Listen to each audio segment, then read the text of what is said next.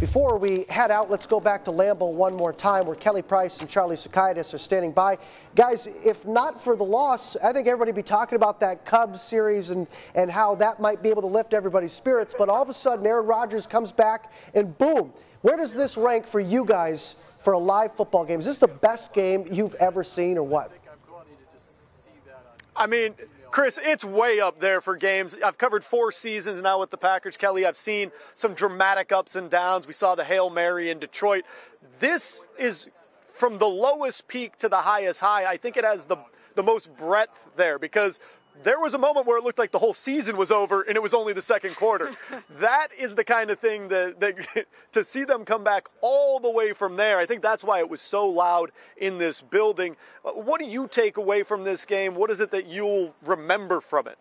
I will remember Aaron Rodgers being Aaron Rodgers. I mean, this is my second season, obviously, covering the Packers. The only crazy comeback or crazy Aaron Rodgers moment I saw last year was the Dallas Cowboys game. So for me, this was crazy to see him do this in real life, in real time. I haven't seen a performance like that by any quarterback I've ever covered in my life. So, I mean, he's Aaron Rodgers. As Kenny Clark said in the locker room, he's the GOAT. And they knew that when he came back that they were all going to win the game. And that's the thing. There was a lot of thought. There were people up in the media room talking about, should we even put him back in? They're down 20. Aaron Rodgers came in, made every play you can imagine. And by the way, got some help. I mean, the receivers were out there making plays. Geronimo Allison looked good at times. Devontae Adams, Randall Cobb, and late, the defense stepped up. Absolutely. I mean, I just did my hit on that, and I talked to Kenny Clark and Blake Martinez, who talked about, it was important for us to make those plays, to stay poised in their own pocket, so to speak, so that when Rodgers did come back, did do his thing, that it wasn't going to be a liability on the defense's side.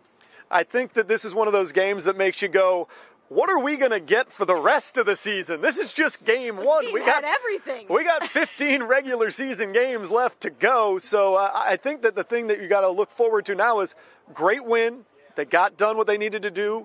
Now they have to get ready for Minnesota. Yeah, which is crazy, actually, to think about another game at this point, because this game really did have everything. I mean, injury to Aaron Rodgers, defense not doing well the first half, then they did well in the second half.